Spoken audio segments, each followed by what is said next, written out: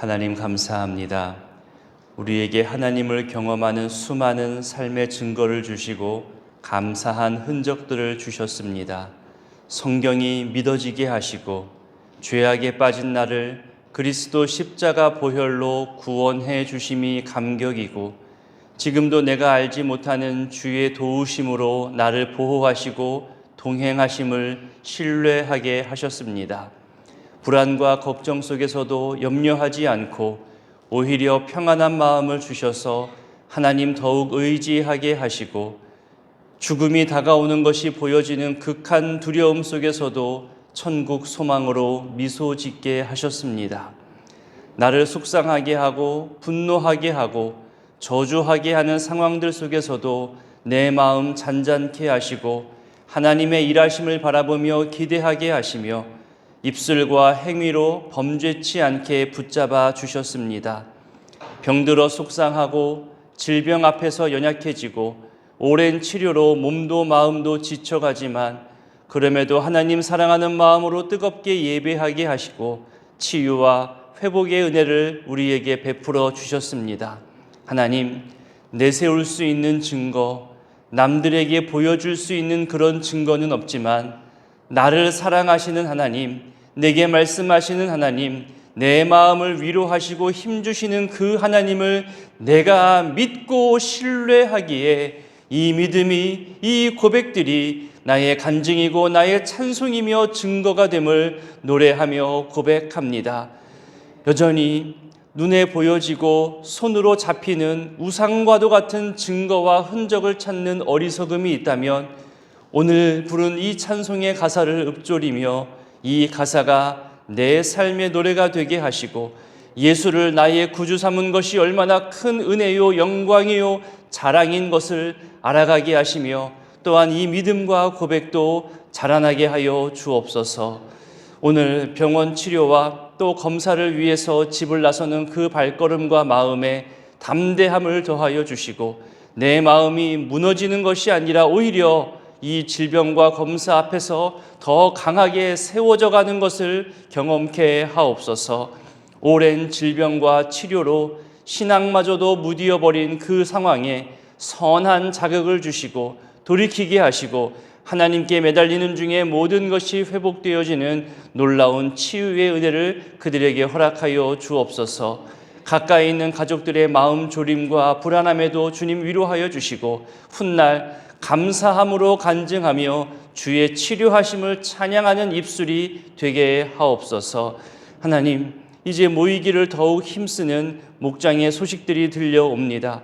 교회에서 모이기도 하고 집 근처 카페에서 모이기도 하고 그렇게 서로 간 다시금 연락하고 함께 연결되어져 가고 있다는 소식에 참 감사합니다. 오랜 시간 웅크려 있던 것이 다시 세워지게 하시고 목장에게 주신 사명의 역할들을 다할 때에 지치지 않게 하시며 서로 간 마음이 통하게 하시고 삶을 나누고 하나님 이야기로 가득한 우리 목장과 남녀 선교회 각 부서와 팀의 모임과 그런 만남이 되게 하여 주옵소서.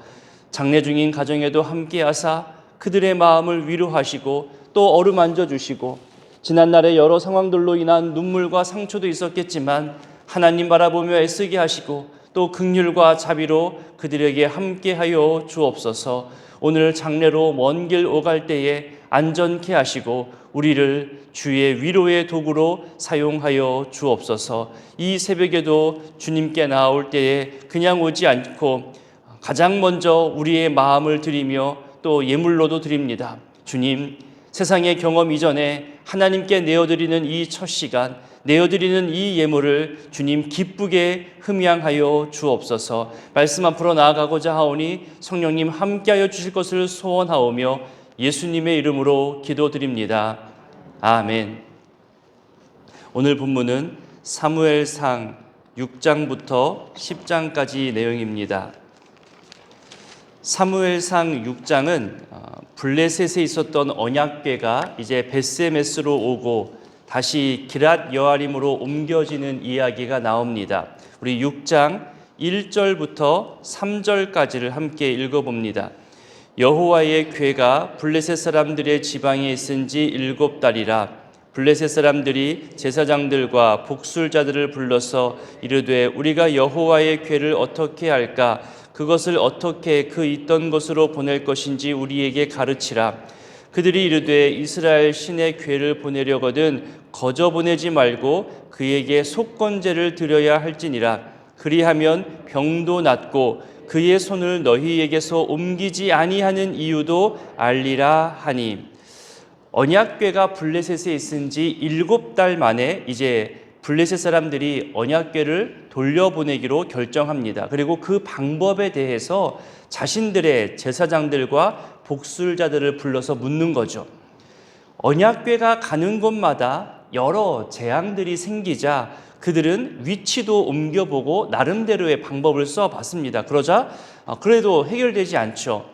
이제는 종교적인 방법으로 이 문제를 해결해 보려고 합니다. 이방신을 섬기는 제사장들과 점치는 복술자들을 불러서 이 언약궤를 어떻게 다뤄야 할지를 묻습니다. 하나님은 그 옛날 민수기에서도요, 발람을 이용해서 하나님의 뜻을 전한 적이 있었습니다. 마찬가지로 이런 이방 신을 섬기는 사람들을 통해서도 하나님의 언약궤를 올바르게 옮기는 방법에 대해서 알려주고 계십니다. 하나님의 언약궤를 가져온 것이 정당하게 가져온 것이 아니라 전쟁에서 빼앗다시피 가져온 거잖아요. 그래서 속건제를 통해서 하나님의 재앙을 달래려고 하는 겁니다. 그 진노가 멈추어야 우리에게 임하는 이 재앙들도 멈춘다고 생각한 것이죠. 만약 속건제를 드린 후에 재앙이 멈춘다면 이건 언약궤로 인한 재앙이 맞다는 겁니다. 우연히 우리에게 재앙이 온 게 아니라는 거죠. 3절에서 말하기를 병도 낫고 이유도 알게 된다고 말하는데, 이것은 이방 제사장들과 복술자들이 병과 재앙을 보내시는 분도 하나님, 거두어 가시는 분도 하나님, 치료하시는 분도 하나님이심을 이방 제사장들도 알고 있다는 겁니다. 그리고 이 본문은 동시에 이스라엘을 향한 비판의 말이 되기도 합니다. 왜냐하면요, 하나님에 대해서 듣기만 했던 이방인들도 이렇게 하나님을 두려워하며 그 방법을 연구하고 있는데, 하나님께서 동행하고 있는 이스라엘 사람들은 하나님을 어떻게 생각하고 있는지, 그리고 어떤 마음으로 제사를 드려왔는지 비판적 생각을 하게 하는 본문입니다.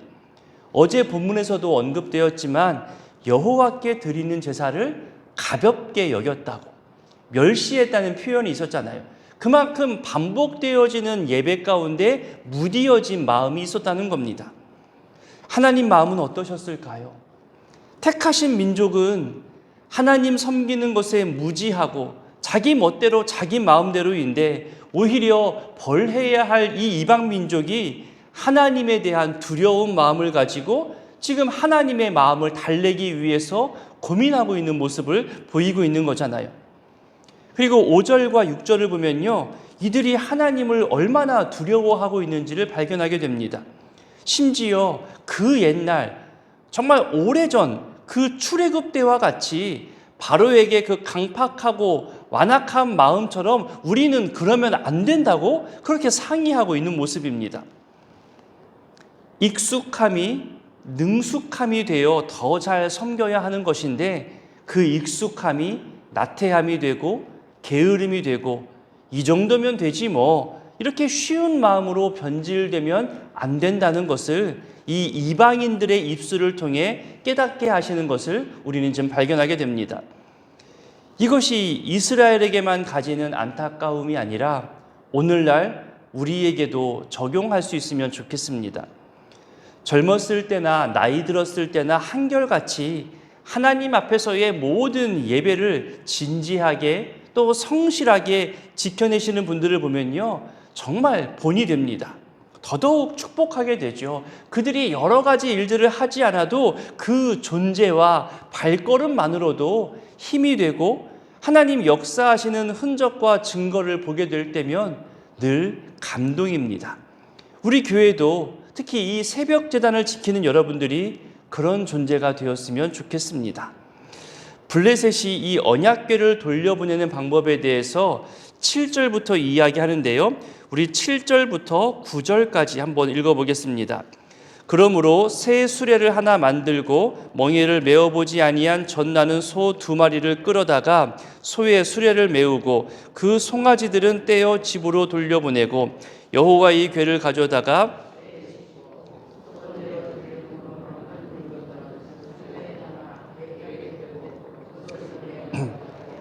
보고 있다가 만일 궤가 그 본 지역 길로 올라가서 벳세메스로 가면 이 큰 재앙은 그가 우리에게 내린 것이요 그렇지 아니하면 우리를 친 것이 그의 손이 아니요 우연히 당한 것인 줄 알리라 하니라. 자, 새로운 수레를 만들면서 동시에 한 번도 멍에를 메어보지 않은 젖나는 소 2마리를 끌어다가 멍에를 메우고 송아지를 돌려보낸다. 이게 뭔 말일까? 얼핏 이해되지 않을 수 있습니다. 먼저는 이렇게 이해할 수 있겠습니다. 하나님 앞에 드려지는 것은 세상적인 목적으로 한 번도 사용하지 않은 완전한 새 것으로 구별하여 드리는 것이 맞다는 겁니다. 그래서 어떤 이들은 좀 귀여운 신앙이기도 한데요. 옷을 새롭게 사거나 신발이나 가방이나 이것을 새롭게 사면요, 가장 먼저 주일에 입고 주일에 가져옵니다. 이것을 자랑하기 위함이 아니라 가장 처음 하나님 앞에서 가장 새 것으로 보여드리고 싶다는 신앙의 마음인 거죠. 저희 아이들도요, 옷을 새롭게 사거나 그러면 막 한번 입어보고 친구들 앞에서 또 자랑도 하고 싶은데 또 다른 옷들과 입어보고 또 맞춰보고 그런 모습을 봅니다. 하지만 이제는 자기들도 이것을 주일에 가장 먼저 입는 줄 압니다. 며칠을 참기도 하고요. 심지어 정말 입어야 되고 정말 입고 싶을 때면요, 새벽기도 나옵니다. 새벽기도에 제일 처음 입고 나오거나 수요일 밤에 나와서 제일 처음 하나님 앞에서 성전 앞에서 그렇게 새 것을 드려보고 그 다음날 입더라고요. 때로는 부모 입장에서 너무 형식적인 것만 보이는 것 아닌가 걱정도 하지만 그렇게라도 하나님 앞에서 가장 처음을 드리는 것에 대해서 생각하고 습관화되는 것은 나쁘지 않겠다, 또 그렇게 여깁니다. 또 저희 부모님도 저에게 그러하셨듯이 손주들에게 하나님께 드릴 헌금을 직접 준비해 주시거든요. 언젠가 한번 말씀드린 적이 있는데요. 명절이나 생신 때 내려가면 한 번도 사용하지 않은 1,000원짜리 신권을 매번 50장, 100장씩 이렇게 아이들에게 챙겨줍니다. 그럼 아이들은 그것으로 헌금을 하는 거죠. 어찌 보면 뭘 그렇게까지 하나 싶기도 한데요. 제가 보고 배우고 경험한 것을 자녀에게도 알려주고 또 같은 마음과 또 하나님께 드릴 때에는 조금이라도 구별되어지는 마음으로 드리는 것을 알게 해주고 싶은 부모의 마음, 또 할아버지, 할머니의 마음이어서 저도 감사함으로 받고 있습니다. 여러분이 지금 나오는 이 첫 시간 새벽도 그렇잖아요. 다른 세상적인 목적으로 사용하지 않은 내 몸과 마음과 에너지를 가장 먼저 하나님께 드리는 거잖아요. 이것이 의미가 있는 거거든요. 다시 본문으로 올게요. 어미소의 본능은 자기 새끼에게 젖을 먹이며 보호하는 일이 어미소의 본능입니다. 게다가 한 번도 멍에를 매지 않았다는 것은 엄청난 불편함이거든요. 떨쳐버리고 싶은 일인 겁니다. 더군다나 그 멍에를 맨 눈 앞에서 어린 송아지를 떼어냈기 때문에 이 어미소는 더더욱더 본능이 앞서게 되지요. 처음 매보는 수레를 떨쳐내기 위해서 몸부림을 칠 것이고요. 어린 송아지를 찾기 위해서 그 본성이 매우 앞서게 될 것입니다. 그래서 지금 이 멍에를 메었다는 것, 송아지를 떼어 놓았다는 것은요, 어미소에게 감당하기 어려운 일입니다. 다시 말해서 그런 2마리의 소가 같은 마음으로 이 수레를 끌고 갈 수가 없다는 거죠. 그런데 결과는 어떨까요? 여러분 12절을 읽어볼까요? 6장 12절입니다. 암소가 벳세메스 길로 바로 행하여 대로로 가며 갈 때에 울고 좌우로 치우치지 아니하였고 블레셋 방백들은 벳세메스 경계선까지 따라가니라. 어떻습니까? 전혀 우왕좌왕하거나 어린 송아지 때문에 멍에 맨 것 때문에 서로 다투지 않고 함께 마음 모아서 가는 듯한 그런 모습을 보여주잖아요. 자, 이렇게 언약궤가 다시 돌아오는데 한 사건이 일어납니다. 우리 19절부터 21절까지를 함께 읽어보겠습니다. 베스메스 사람들이 여호와의 궤를 들여다본 까닭에 그들을 치사 5만 70명을 죽이신지라. 여호와께서 백성을 쳐서 크게 살육하셨으므로 백성이 슬피 울었더라. 베스메스 사람들이 이르되 이 거룩하신 하나님 여호와 앞에 누가 능히 서리요 그를 우리에게서 누구에게로 올라가시게 할까 하고 전령들을 기랏 여아림 주민에게 보내어 이르되 블레셋 사람들이 여호와의 궤를 도로 가져왔으니 너희는 내려와서 그것을 너희에게로 옮겨가라. 듣기만 했던 그 언약궤가 이제 눈앞에 왔습니다. 여러분 궁금하겠죠. 과연 어떤 모습일까? 뭐가 들었을까? 만져보고 싶은 마음도 있을 것이고요. 여기에 우리 신이 살고 있는 것일까? 어떤 형상일까? 블레셋에 있는 동안에 괜찮았을까? 어디 상한 건 없을까? 여러 가지 호기심도 생길 법합니다. 그럼에도 하나님 두려워하는 신앙이 있었다면 조심했어야죠. 그런데 너무나 쉽게 궁금증과 호기심에 마음 빼앗겼습니다. 그래서 마치 장난스럽게 하나님의 성물을 함부로 대하며 구경하는 그런 장난스러운 행위가 되어져 버립니다. 마치 장난감 다루듯 해버린 거죠. 불경한 일이고 신성 모독에 가까운 일입니다. 여러분 제사에 많이 참여했다고 해서 태어날 때부터 예배에 익숙하고 교회 생활에 익숙하다고 해서 내가 스스로 거룩한 존재가 되는 것은 아닙니다. 신앙적 교만함에 빠질 수도 있거든요. 지극히 거룩한 하나님의 임재를 상징하는 언약궤 앞에서 거룩함을 생각하지 않고 죄 많은 모습 그대로 노리게 다루듯 그렇게 했기에 이들은 하나님 앞에서 죽임을 당한 겁니다. 돌아오는 주일에 성찬식을 행합니다. 주의 임재의 상징입니다. 주님의 살과 피를 대하는 지극히 거룩한 예식입니다. 집례하는 저도 늘 조심스럽습니다. 점검하고 멘트 하나하나 또 준비된 성찬식 준비할 때마다 와서 또 점검하고 갑니다. 성찬에 참여하는 여러분 모두도 가정과 또 가족관계 속에서 내 일상의 삶 속에서 내가 이 성찬에 참여할 만큼의 부족하고 연약한 죄인이지만 그럼에도 하나님의 긍휼하심과 자비를 구하며 나아간다는 그 두렵고 떨리는 마음이 있어야 되거든요. 또 서로 용납하고 용서하고 화해하고 화목함으로 나아오고 또 사순절을 비롯한 지난 신앙생활을 통해서 예수님을 더 갈망하고 죄에서 멀어져 가고자 하는 그 성결한 마음으로 나오셔야 하는 그 마음을 가지고 나오셨으면 좋겠습니다. 이야, 교회에서 포도주를 다 마셔보네, 예배 시간에 빵도 먹어보네. 여러분 그렇게 신기하거나 장난스럽게 참여하는 것이 아니거든요. 가벼운 마음이 아니라 정말로 진지한 마음으로 성찬에 참여할 수 있기를 바라봅니다. 이제 7장에 가면 이스라엘을 다스리는 사무엘의 모습과 또 블레셋과의 승리와 에베네셀 고백을 말합니다. 우리 7장 3절과 4절을 읽어봅니다. 사무엘이 이스라엘 온 족속에게 말하여 이르되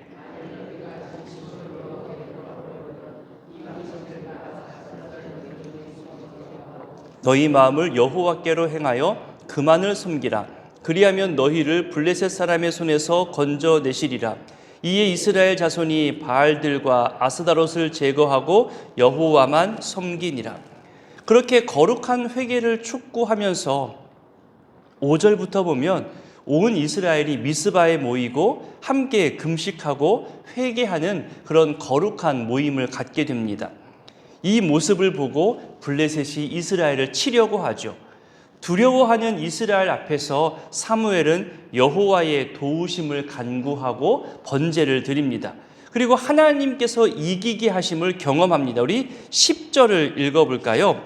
사무엘이 번제를 드릴 때에 블레셋 사람이 이스라엘과 싸우려고 가까이 오매 그날에 여호와께서 블레셋 사람에게 큰 우레를 발하여 그들을 어지럽게 하시니 그들이 이스라엘 앞에 패한지라. 우리 연이어 12절도 있습니다. 사무엘이 돌을 취하여 미스바와 센 사이에 세워 이르되 여호와께서 여기까지 우리를 도우셨다 하고 그 이름을 에베네셀이라 하니라. 그 유명한 에베네셀 고백이 나옵니다. 여기까지 우리를 도우셨다는 뜻이죠. 이 기념비는 하나님께서 살아계셔서 우리와 함께 하셨다는 증거입니다. 사실 여러분 가만히 생각해 볼까요? 하나님은 증거가 필요 없는 분입니다. 이런 기념비와 같은 증거로 자신이 살아있다는 존재를 알릴 이유가 없는 존재이잖아요. 사람들이 보이는 사람의 증거를 세운 겁니다. 그러니까 우리의 어려움을 해결하시고 우리를 도우신 하나님을 향한 감사와 감동을 더 오랫동안 기억하고 또 알려주기 위해서 증거를 세운 것이기 때문에 이것은 이렇게 볼 수 있습니다. 연약한 믿음을 더 굳건하게 붙잡고자 그런 보이는 증거를 세운 거죠. 여기까지 도우셨다는 것은 엄밀히 말하면 땅의 경계입니다.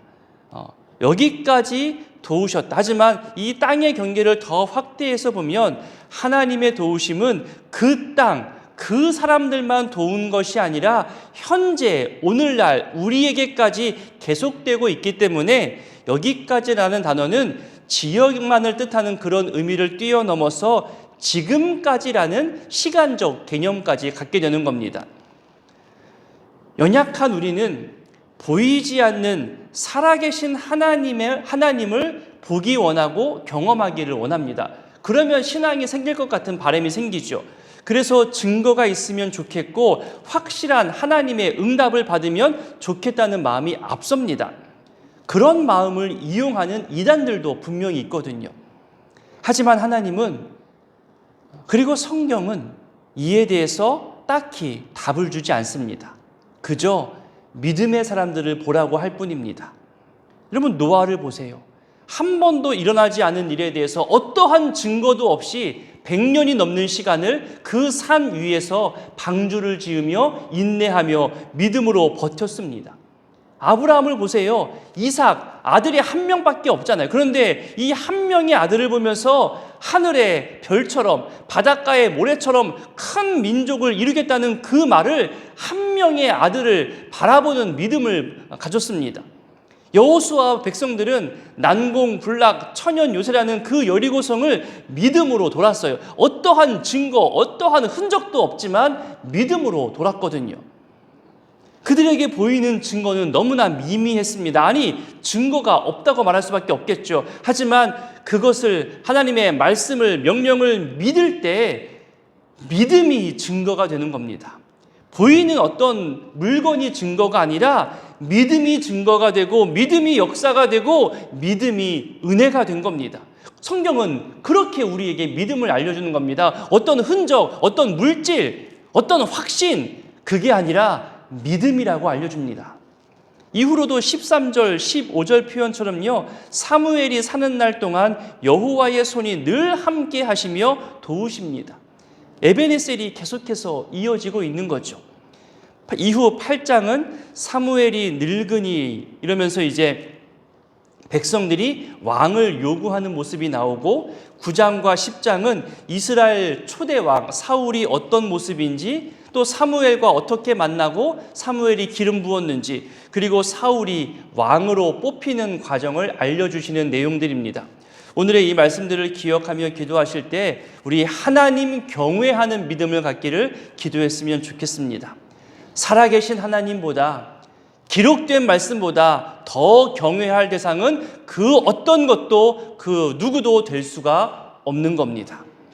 예배를 자주 드린다고 직분으로 오래 섬겼다고 해서 그 익숙함이 교만함 되지 않기를 우리 기도했으면 좋겠습니다. 증거를 봐야만 믿고 확실한 응답을 들어야만 움직이려 하는 그런 연약한 믿음의 소유자지만 증거가 없어도 확신이 없어도 늘 우리 곁에 먼저 찾아오시고 도우시는 에베네셀 하나님을 바라보고 신뢰하며 우리 믿음의 선택, 믿음의 걸음을 내디디며 나아가는 우리 믿음의 신앙생활 되기를 기도했으면 좋겠습니다. 또 오늘의 예배와 또 장례와 삶의 계획들을 가지고 더 깊이 기도하실 수 있기를 바랍니다. 주기도문으로 기도하겠습니다. 하늘에 계신 우리 아버지, 아버지의 이름을 거룩하게 하시며 아버지의 나라가 오게 하시며 아버지의 뜻이 하늘에서와 같이 땅에서도 이루어지게 하소서. 오늘 우리에게 일용할 양식을 주시고 우리가 우리에게 잘못한 사람을 용서하여 준 것 같이 우리 죄를 용서하여 주시고 우리를 시험에 빠지지 않게 하시고 악에서 구하소서. 나라와 권능과 영광이 영원히 아버지의 것입니다. 아멘. 6장. 여호와의 궤가 블레셋 사람들의 지방에 있은 지 7달이라. 블레셋 사람들이 제사장들과 복술자들을 불러서 이르되 우리가 여호와의 궤를 어떻게 할까? 그것을 어떻게 그 있던 곳으로 보낼 것인지 우리에게 가르치라. 그들이 이르되 이스라엘 신의 궤를 보내려거든 거저 보내지 말고 그에게 속건제를 드려야 할지니라. 그리하면 병도 낫고 그의 손을 너희에게서 옮기지 아니하는 이유도 알리라 하니 그들이 이르되 무엇으로 그에게 드릴 속건제를 삼을까 하니 이르되 블레셋 사람의 방백의 수요대로 금 독종 5과 금쥐 5마리라야 하니 너희와 너희 통치자에게 내린 재앙이 같음이니라. 그러므로 너희는 너희의 독한 종기의 형상과 땅을 해롭게 하는 쥐의 형상을 만들어 이스라엘 신께 영광을 돌리라. 그가 혹 그의 손을 너희와 너희의 신들과 너희 땅에서 가볍게 하실까 하노라. 애굽인과 바로가 그들의 마음을 완악하게 한 것 같이 어찌하여 너희가 너희의 마음을 완악하게 하겠느냐. 그가 그들 중에서 재앙을 내린 후에 그들이 백성을 가게 함으로 백성이 떠나지 아니하였느냐. 그러므로 새 수레를 하나 만들고 멍에를 메어보지 아니한 젖나는 소 2마리를 끌어다가 소의 수레를 메우고 그 송아지들은 떼어 집으로 돌려보내고 여호와의 궤를 가져다가 수레에 싣고 속건제로 드릴 금으로 만든 물건들은 상자에 담아 궤 곁에 두고 그것을 보내어 가게 하고 보고 있다가 만일 그가 그 본 지역 길로 올라가서 벳세메스로 가면 이 큰 재앙은 그가 우리에게 내린 것이요 그렇지 아니하면 우리를 친 것이 그의 손이 아니요 우연히 당한 것인 줄 알리라 하니라. 그 사람들이 그같이 하여 젖나는 소 2를 끌어다가 수레를 메우고 송아지들은 집에 가두고 여호와의 궤와 및 금쥐와 그들의 독종의 형상을 담은 상자를 수레 위에 실으니 암소가 벳세메스 길로 바로 행하여 대로로 가며 갈 때에 올고 좌우로 치우치지 아니하였고 블레셋 방백들은 벳세메스 경계선까지 따라가니라. 벳세메스 사람들이 골짜기에서 밀을 베다가 눈을 들어 궤를 보고 그 본 것을 기뻐하더니 수레가 벳세메스 사람 여호수아의 밭 큰 돌 있는 곳에 이르러 선지라. 무리가 수레의 나무를 패고 그 암소들을 번제물로 여호와께 드리고 레위인은 여호와의 궤와 그 궤와 함께 있는 금봄을 담긴 상자를 내려다가 큰 돌 위에 두매 그날에 벳세메스 사람들이 여호와께 번제와 다른 제사를 드리니라. 블레셋 5방백이 이것을 보고 그날에 에그론으로 돌아갔더라.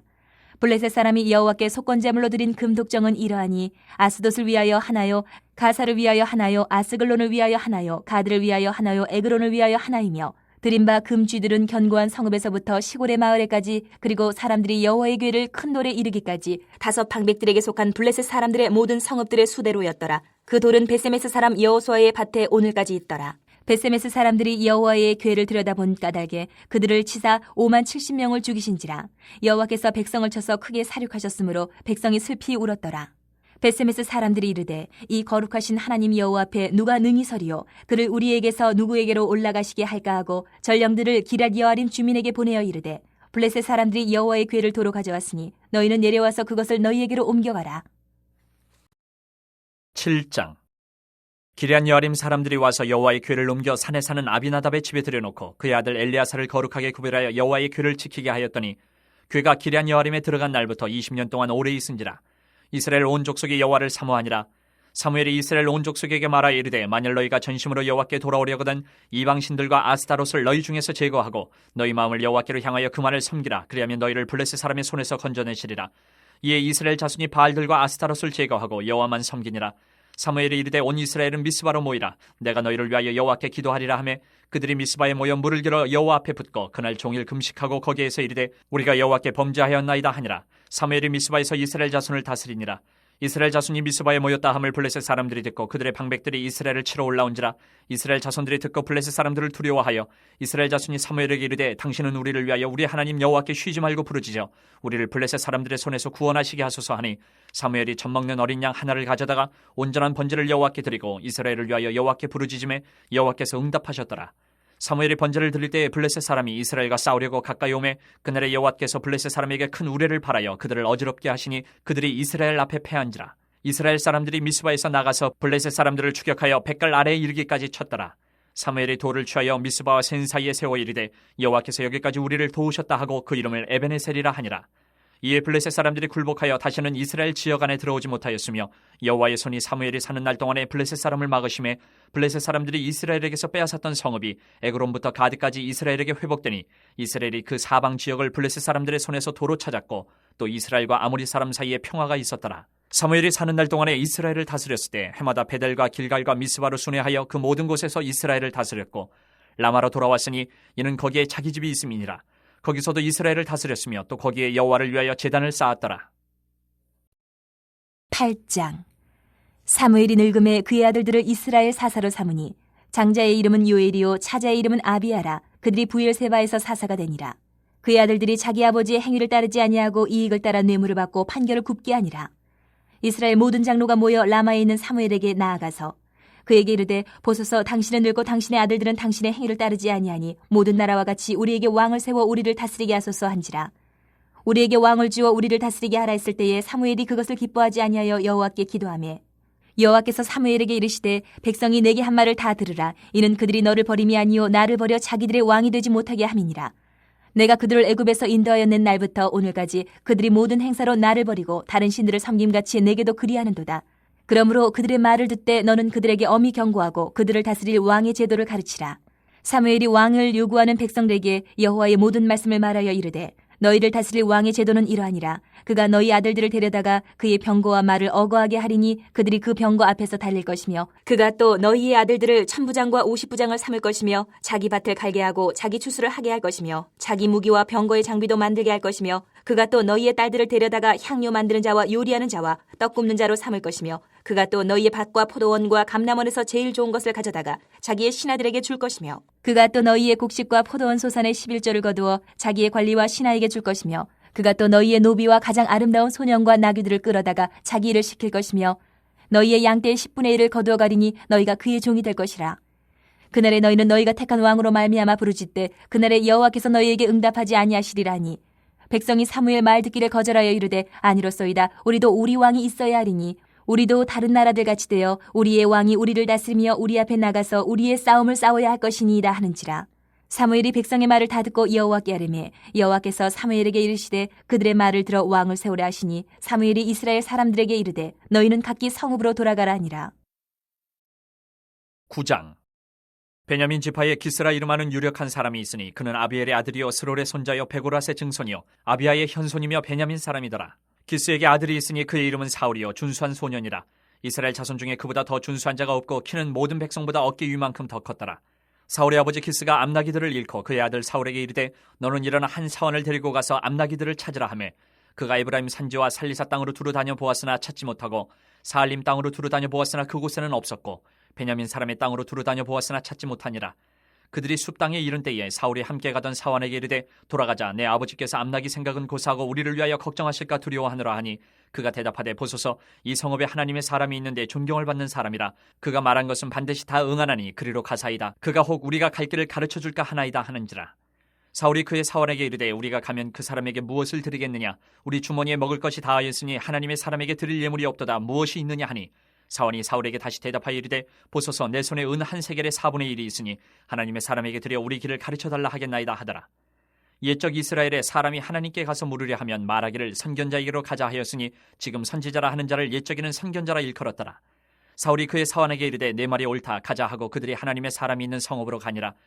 그들이 성읍을 향한 비탈길로 올라가다가 물길으로 나오는 소녀들을 만나 그들에게 묻되 선견자가 여기 있느냐 하니 그들이 대답하여 이르되 있나이다. 보소서 그가 당신보다 앞서갔으니 빨리 가소서. 백성이 오늘 산당에서 제사를 드리므로 그가 오늘 성읍에 들어오셨나이다.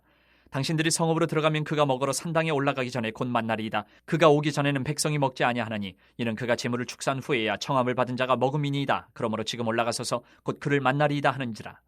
그들이 성읍으로 올라가서 그리로 들어갈 때에 사무엘이 마침 산당으로 올라가려고 마주 나오더라.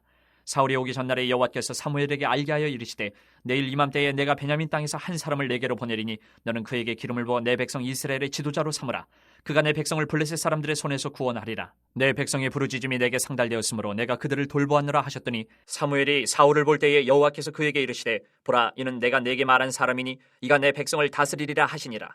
사울이 성문한 사무엘에게 나아가 이르되 선견자의 집이 어디인지 청하건대 내게 가르치소서 하니 사무엘이 사울에게 대답하여 이르되 내가 선견자이니라. 너는 내 앞서 산당으로 올라가라. 너희가 오늘 나와 함께 먹을 것이요 아침에는 내가 너를 보내되 내 마음에 있는 것을 다 내게 말하리라. 사흘 전에 이른 내 암나기들을 염려하지 말라. 찾았느니라. 온 이스라엘이 사모하는 자가 누구냐? 너와 내 아버지의 온 집이 아니냐 하는지라.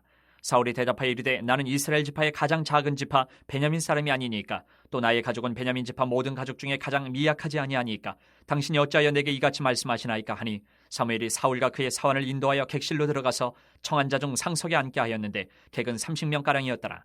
사무엘이 요리인에게 이르되 내가 내게 주며 내게 두라고 말한 그 부분을 가져오라. 요리인이 넓적다리와 그것에 붙은 것을 가져다가 사울 앞에 놓는지라. 사무엘이 이르되 보라 이는 두었던 것이니 내 앞에 놓고 먹어라. 내가 백성을 청할 때부터 너를 위하여 이것을 두고 이때를 기다리게 하였느니라. 그날에 사울이 사무엘과 함께 먹으니라. 그들이 산당에서 내려 성읍에 들어가서는 사무엘이 사울과 함께 지붕에서 담화하고 그들이 일찍 일어날 새 동틀 때쯤이라.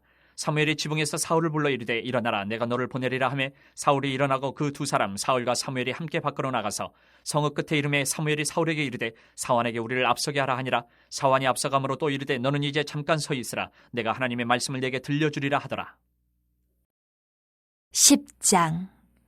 이에 사무엘이 기름병을 가져다가 사울의 머리에 붓고 입맞추며 이르되 여호와께서 내게 기름을 부으사 그의 기업의 지도자로 삼지 아니하셨느냐. 내가 오늘 나를 떠나가다가 베냐민 경계에 셀사에 있는 라헬의 묘실 곁에서 두 사람을 만나리니 그들이 내게 이르기를 내가 찾으러 갔던 암나기들을 찾은지라. 내 아버지가 암나기들의 염려는 놓았으나 너희로 말미암아 걱정하여 이르되 내 아들을 위하여 어찌하리요 하더라 할 것이요. 내가 거기서 더 나아가서 다볼 상수리 나무에 이르면 거기서 하나님을 배우려고 베델로 올라가는 세 사람을 만나리니 한 사람은 염소 새끼 셋을 이끌었고 한 사람은 떡 세 덩이를 가졌고 한 사람은 포도주 한 가죽 부대를 가진 자라. 그들이 내게 문안하고 떡 두 덩이를 주겠고 너는 그의 손에서 받으리라. 그 후에 내가 하나님의 산에 이르리니 그곳에는 블레셋 사람들의 영문이 있느니라.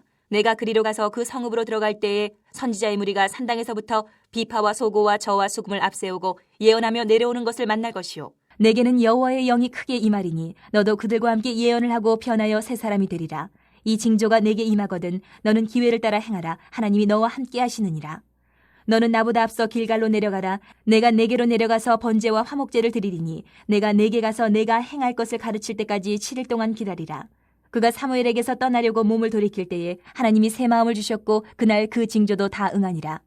그들이 산에 이를 때에 선지자의 무리가 그를 영접하고 하나님의 영이 사울에게 크게 임함으로 그가 그들 중에서 예언을 하니 전에 사울을 알던 모든 사람들이 사울이 선지자들과 함께 예언함을 보고 서로 이르되 기스의 아들에게 무슨 일이 일어나느냐. 사울도 선지자들 중에 있느냐 하고 그곳에 어떤 사람은 말하여 이르되 그들의 아버지가 누구냐 한지라. 그러므로 속담이 되어 이르되 사울도 선지자들 중에 있느냐 하더라. 사울이 예언하기를 마치고 산당으로 가니라. 사울의 숙부가 사울과 그의 사원에게 이르되 너희가 어디로 갔더냐. 사울이 이르되 암나기들을 찾다가 찾지 못함으로 사무엘에게 갔었나이다 하니 사울의 숙부가 이르되 청하노니 사무엘이 너희에게 이른 말을 내게 말하라 하니라. 사울이 그의 숙부에게 말하되 그가 암나기들을 찾았다고 우리에게 분명히 말하더이다 하고 사무엘이 말하던 나라의 일은 말하지 아니하니라. 사무엘이 백성을 미스바로 불러 여호와 앞에 모으고 이스라엘 자손에게 이르되 이스라엘 하나님 여호와께서 이같이 말씀하시기를 내가 이스라엘을 애굽에서 인도하여 내고 너희를 애굽인의 손과 너희를 압제하는 모든 나라의 손에서 건져내었느니라 하셨거늘 너희는 너희를 모든 재난과 고통 중에서 친히 구원하여 내신 너희의 하나님을 오늘 버리고 이르기를 우리 위에 왕을 세우라 하는도다. 그런즉 이제 너희의 지파대로 1000명씩 여호와 앞에 나아오라 하고 사무엘이 이에 이스라엘 모든 지파를 가까이 오게 하였더니 베냐민 지파가 뽑혔고 베냐민 지파를 그들의 가족별로 가까이 오게 하였더니 마드리의 가족이 뽑혔고 그 중에서 기스의 아들 사울이 뽑혔으나 그를 찾아도 찾지 못한지라. 그러므로 그들이 또 여호와께 묻되 그 사람이 여기 왔나이까. 여호와께서 대답하시되 그가 진보다리들 사이에 숨었느니라 하셨더라. 그들이 달려가서 거기서 그를 데려오매 그가 백성 중에 서니 다른 사람보다 어깨 위만큼 컸더라. 사무엘이 모든 백성에게 이르되 너희는 여호와께서 택하신 자를 보느냐. 모든 백성 중에 짝할 이가 없느니라 하니 모든 백성이 왕의 만세를 외쳐 부르니라. 사무엘이 나라의 제도를 백성에게 말하고 책에 기록하여 여호와 앞에 두고 모든 백성을 각기 집으로 보내매 사울도 기브와 자기 집으로 갈 때에 마음이 하나님께 감동된 유력한 자들과 함께 갔느니라. 어떤 불량배는 이르되 이 사람이 어떻게 우리를 구원하겠느냐 하고 멸시하며 예물을 바치지 아니하였으나 그는 잠잠하였더라.